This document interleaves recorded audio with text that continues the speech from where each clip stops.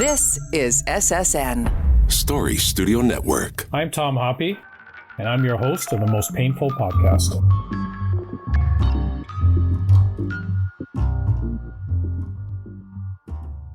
Well, it's the start of February 2024, and this is episode 10 of season 3, which is our last episode of this season. Now, the goal of our podcast is to provide you with the best evidence-based information that can best help you with your pain journey.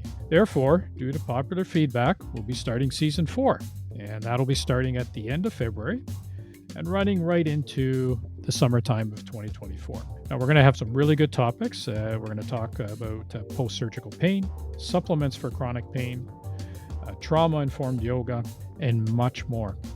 So keep tuning in and hit that subscribe and share button if you find the podcasts have been helpful for you. In our last episode, we spoke to Luc Hebert, who's the host of the French version of the Most Painful Podcast. And with him was Hélène Le Soulaire, who is a co-chair for the CPCOE Advisory Council, and she's also completing her PhD on military identity. Both spoke about the impact pain has on women veterans and some of the unique challenges that they face. There was a lot of good information on this podcast, so if you missed it, check it out on our Spotify or Apple feed. Over the last 3 seasons on this podcast, we've talked about the importance of being informed, and we've provided information that will help with chronic pain, general health, and well-being. Now, we know sometimes when we struggle with pain, it can be hard to get motivated or find help, or we may lose hope. Information on this podcast is one way to help you better understand pain and help you with your journey. Now, we know many veterans suffer from transition. They suffer from pain, finding new purpose, losing community, and losing hope. And I've also heard from some non-veterans who've listened to this podcast that they can relate to the loss of purpose and identity when suffering from pain. So what do we do? Well, today we're going to talk about a program that was designed to help veterans called the Military Veteran Alpine Challenge, and talk about how this program can help veterans and as well as some non-veterans on that journey of pain and identity. So today I'm joined by Dr. Lindsay Rite. Welcome to the show, Lindsay. Hi, Tom. Thanks for having me. Also a veteran participant who was on the hike, Synika. Welcome, Synika. Hi, Tom. Thanks. Great to have you on. And Lauren O'Grady, who was also part of the hike, and she also does the major marketing behind the scenes for our podcast. And welcome to the show, Lauren. Hi, Tom. Thanks for having me. Great to have you all on, and thanks for taking the time to be on the program.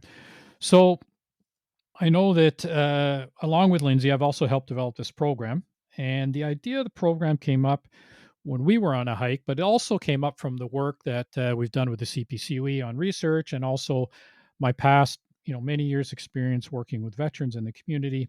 And I mean, one of the things I noticed as a veteran was that there was I would suggest a gap in understanding pain, knowledge, the mindset, and transition. So I'm going to start with you, Lindsay. I mean, you work in the field of chronic pain. You're at Change Pain in Vancouver. I mean, when I initially floated this idea by you, what were your thoughts? Yes, that was a couple of years ago now. I think right from the start, you and I were both very excited and enthusiastic about it, and it's evolved a lot. As you said, a lot of people have been giving feedback and input into the evolution of it, so it's grown over the last few years. But right from the start, it was exciting initiative that I think we both recognized there were gaps that could be filled. And yeah, it's been a great journey to watch the impact that it's had on many people's lives. I think, like I remember saying to you that, somewhere out there, I see this, I don't know exactly how it's looked, and it has changed over the years. And that's also because we're getting feedback from veterans, getting feedback from the CPCOE and people like yourself and other clinicians.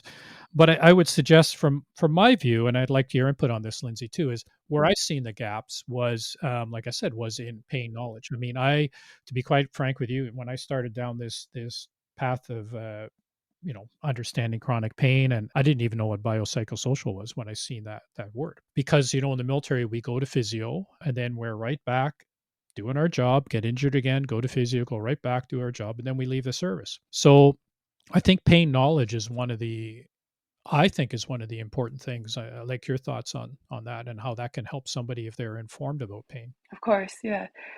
And pain knowledge, often it's in the medical community talked about pain neuroscience education. That's well recognized as an important modality for pain management for civilians and veterans alike. So yes, that is a gap for veterans in their pain recovery. But I think this program filled much more than that. The education, the ability to get access to a very focused education. I think that was a unique component of the program that we were able to overcome barriers. And perhaps you can speak to how the program was developed in that way. But other gaps, being able to get them incorporated into local pain clinics so that they had access to the necessary pain services in addition to the education, having a social network and a team-based goal and outcome. There were many components of the program that were unique that I think really speak to the positive outcomes that were achieved. Yeah, and I think when you say targeted education, and I'm going to talk to Synika about this shortly in a bit, one of the keys we found from veterans, of course, is pacing. And not hitting those, as we've talked on this program many times, hitting the peaks and valleys. I'm going to push hard, and then crash, push hard, and crash. And I remember working with you, you would tell me, you can't be doing that, right? But it's like, oh, we're gonna finish this hike. It's only 27 kilometers. We can do it in a day, right? That's the mission. Yeah. But that doesn't make sense. And I think so that's important too. And then the whole thing about mindset and identity, there's a research out of McMaster's from the DeGroote talking about how well veterans do in pain programs compared to civilians. Mm-hmm. But then we also know is that after post-pain program, if there is no purpose or no mission and they're struggling with mindset, that can impact their pain, which is the biopsychosocial concept of it. So I think our program addresses, of course, and then getting out in nature, right? I mean, from your point as a clinician, what's your thoughts about movement and getting in nature? Yes, a couple of points there. So, addressing the military mindset in the context of pain neuroscience is unique to veterans. And so that is an important piece to consider. So, speaking to pacing and how that's interpreted by veterans different than civilians is a very important concept. And so that's one critical piece in the recovery. And doing that through a means of nature, we've realized through this program, it has been extremely powerful. So nature in itself has physiological and immune changes in the body that are starting to be studied. But it seems to really touch veterans in unique ways, and maybe Synika can speak to that. But I think in the clinical setting, we see veterans get sometimes overwhelmed by the sounds and the busyness of the environments. There's a lot of overwhelm. And so doing the education, the community healing, the physical training in nature is a really novel way to promote recovery. And yeah, it's been a really special experience for sure. Yeah, and I think that's great. But let's hand it over to someone who did the hike. So we've done now. We started this. So this is our second year that we completed it, and we're starting a third one for 2024. So Synika, maybe you can tell us about what drew you to this, and then kind of what you learned from it in your journey. So what initially drew me to applying to do the hike was, I love to be outdoors, but when you're talking about pain and dealing with the pain, when you read what the hike was about, it engaged you to want to know more and about the training sessions and what will I get out of it?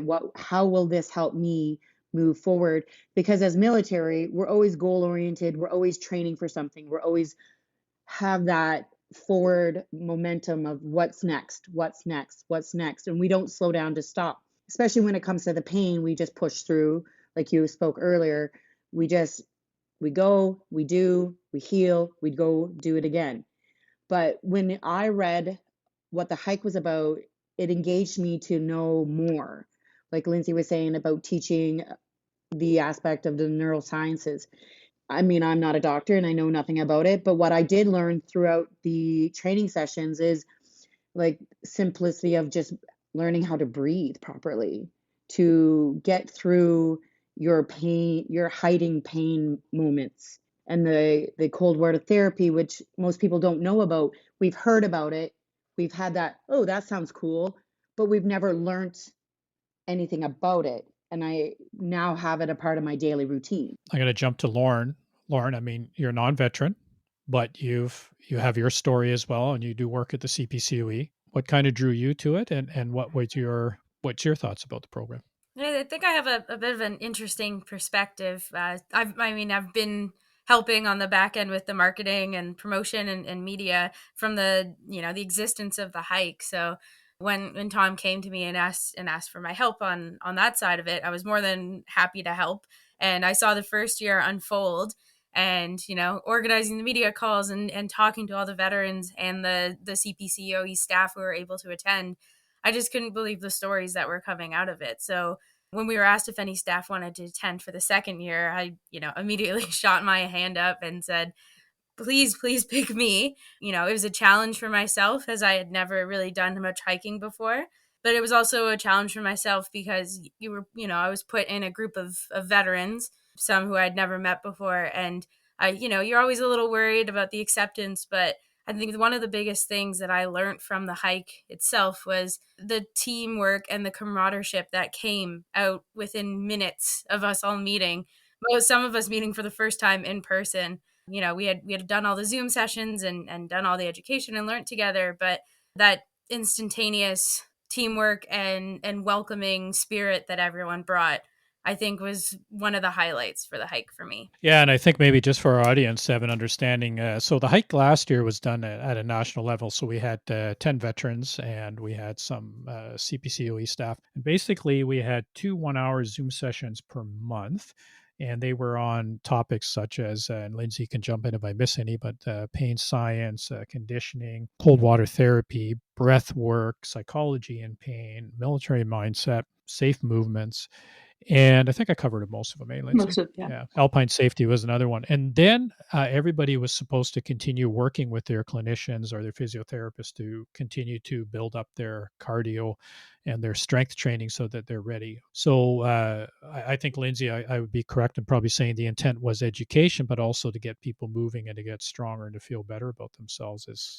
Was there anything else you wanted to add to that? Yes, and one more component that was part of the program was a pre-physiological testing and before the application and then right before the event. And so that we could, one, monitor people's progress and safety in doing it.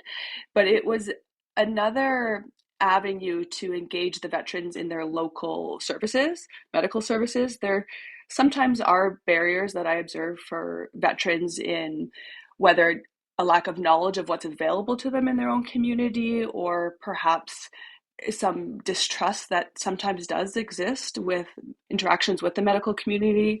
I hear often from our veterans that in their service, talking to the physiotherapist or their doctor about their injuries, it could threaten their career. And so there was a lot of barriers to building trust with their medical partners.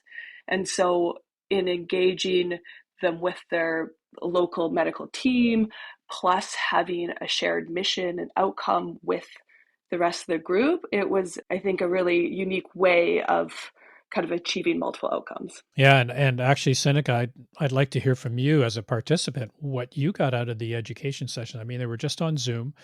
What did you get out of them, and how have they helped you in your life? I think the biggest one that helped me was the military mindset of, we're so one track minded, like, let's do it, let's push until either we break ourselves, we can't continue, or we just go and go until it's done, and then we'll deal with the aftermath. Learning how to refocus my train of thought on, okay, work within my limitations. I have chronic pain. I have PTSD. I have all these things that are not limitations, but I have to listen to them so I know how to move forward healthily, safely, and that I can finish it and do it as a team. Like Lauren said, that camaraderie, we all wanted to stay together. We wanted to work within our means. We wanted to work with everybody around us, with everybody's limitations, and know that, one, we were successful and we did it safely and healthily. Yeah, and Lauren, your thoughts? I mean, coming in, what was the education sessions that you thought were helpful, and any other insight to that? Yeah, I mean, I think every education session was helpful for me as I was learning more about military culture and military mindset. As the education sessions were more geared towards veterans coming in as a civilian, I was not only learning about, mindfulness, but I was learning mindfulness in a veteran experience, which I thought, for my job and for the hike was of the utmost importance. But, and, going that hike, just talking on what Synika said, finishing together, I think it just brings such a smile to my face, remembering that, looking around at the group and who was in the front and who was in the back, and it didn't matter, because within those last 5 minutes, as we were coming up on the end, we could see the finish. There was this instantaneous kind of like magneticness that we all came together. We all finished that finish line, at the same time. And pacing was a big one that we talked about, and going at your own pace. And throughout the hike, we definitely saw that. And I myself, there was times where I was at the front, there was times where I was at the back, there was times where I had to sit down and stop and catch my breath, hands on knees, or get some extra work with the poles. But when I would look up and I would see my teammates, or my group that I was with, and they were 5 feet ahead of me and they were trucking on, that just gave me that push to catch my breath, refocus my mind, see where my pain is, and see where I can push myself further. And you bring up pain, Lauren. Did any of what did you get out of the education? You talked about pacing, but was there anything else that helped you prepare? I know some of it was veteran focused, but some of it was probably just generic as well. Or did anything help you with that? Yeah, I think the one that stuck with me the most is actually our breathing episode we did, our mindfulness and breathing. Those breathing techniques are ones that I use every night now before bed. Just like center yourself and refocus, and you kind of just become one with your body, and noticing where you are in the world. And it's not just for pain; it could be for sleep, or for anxiety, or anything like that. But those are something that I do now daily, which has been such a great part of my bedtime routines. What about you, Synika? Anything came out for you on the pain side? I'm actually on board with what Lauren just said. I start my morning with cold water therapy every day. I have my cold shower. It's part of my daily routine now. It took me a long time to get there, but it was worth every second of learning what it was about, how it helped me. And then I do finish my day. And there's times throughout the day that I need that breath work just to calm myself, to center and refocus. Those are two of the most important training sessions, besides the military mindset one, that I just a part of my daily life now. Yeah, and Lindsay, do you wanted to jump in there? Yeah, I was just going to speak to both what the ladies are mentioning. Is just the lasting effects of this has been mind-blowing, really. It was not only magical at the end when everyone came together and achieved our mission, but it's really hearing people's stories and what they have been able to continue to accomplish and change in their life. I guess I'm not surprised given the resilience of our veterans, but I'm just so proud and honored to be part of it. Yeah, I echo that. I mean, when, just I guess for our listening audiences, the intent was to go up in a helicopter, to really go in the deep alpine. So, I mean, people were working towards that goal. However, with the wildfires we had in BC at the time, it got canceled the last minute. And the pivot of the group was amazing. Everybody came together. We headed over. We got into the alpine and using the gondola, and we did an 8-kilometer hike, which was, in the heat, and not as much smoke in the higher up, but still enough. That was amazing. But I think what really kind of solidified it was not just during the hike and after the hike. Even in the evening, there was, Synika, you can jump in on this from a participant's point of view, but there was the talk about how mindset, moving from a dependent culture, which is the military is very institutionally dependent, to a non-dependent culture, and taking these skills and lessons with you. And those talks continued around the fire. They continued during the hike, at least from my view. So I don't know, Synika, you want to jump in on that? I agree completely. I think for people who have never met each other in person, military and the non-military, it just connected us. And us military veterans that were speaking about our military culture, but like Lauren and Kayla, they were just listening and soaking it in and having their input, and it just connected everybody, and that like community and that camaraderie and that sense of connection again. It just grew from day 1 to day 4 so quickly. It was just awe-inspiring. What do you think, Lauren? Yeah, when I think back to those times sitting around the fire, my first instinct was to sit back and listen. And, the CPCOE always strives on being veteran led. So let the veterans tell their story first. And if I thought I could relate, or if I thought I could add input, I added it. And I think at one time I said, I'm just a CPCOE staff, just a civilian. And there was about 5 people who shouted, no, you're part of us now. And like, I feel so much emotion when I hear that, because that hike, that education coming together, that made me part of that team, that part of something, and part of something bigger. And, we continue this on. We're going to have, the way this trajectory is going, I'm so excited to be part behind the scenes from now on, and to help more people experience this and feel what I feel, coming from a veteran perspective, coming from a civilian perspective, coming from a coaching perspective. I think it's going to be incredible. Yeah, when you talk about coaching, I mean, we are running it in. We've taken a lot of the input from the participants like Synika and a bunch of the other, members that were on there. And we're looking at this year, we're going to run it in British Columbia and the Lower Mainland, so that we have, one of the things was to have more in-person training. So we're going to do a program evaluation. But the intent is we have an alumni now, which the participants wanted to form.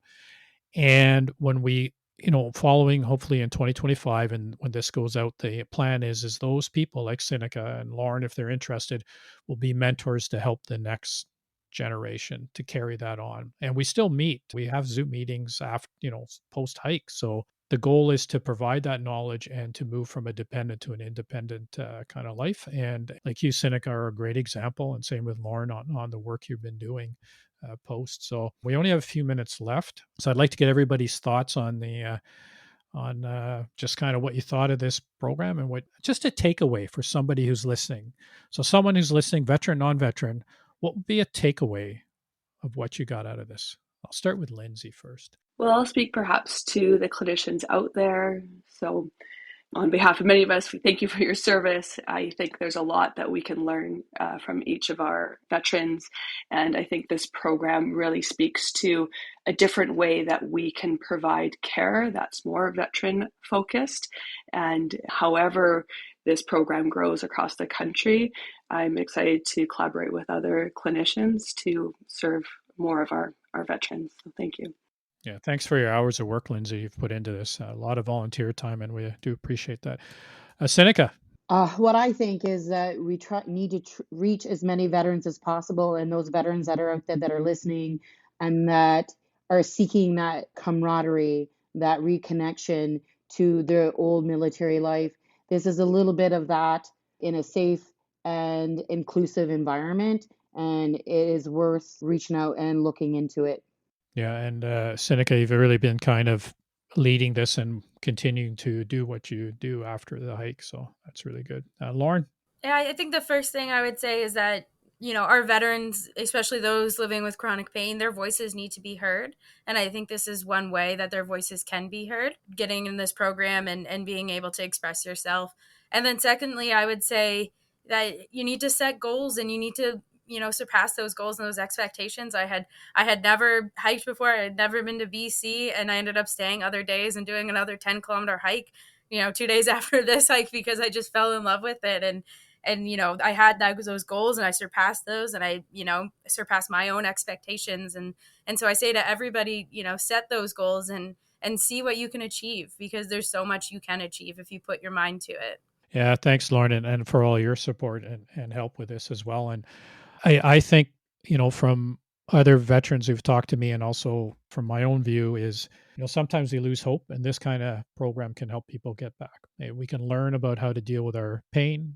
We can start moving again, and that leads to better lifestyles and other things. So I appreciate all of you to be on the show today. It was a great discussion. So thanks for that. Military Veteran Alpine Challenge is going to be on the CPCOE website. It's also going to go out to people in BC. So pass it on if you know a veteran. Apply for the program. You heard from people here. It's a great journey. So in our next show, we're going to be on post-surgical pain. So for feedback for the show, or for more information on chronic pain, you can visit our website, veteranschronicpain.ca, or follow us on Facebook and Twitter at Chronic Pain COE. and on Instagram at chronicpain_COE. As I said, we're going to be starting season 4, be coming up at the end of February 2024, and running right into this summer. So I look forward to some more great topics. And once again, thanks to my guests for being on the show, and stay safe and keep the hope alive. The Most Painful Podcast is produced for the Chronic Pain Center of Excellence by Story Studio Network and Eye Contact Productions.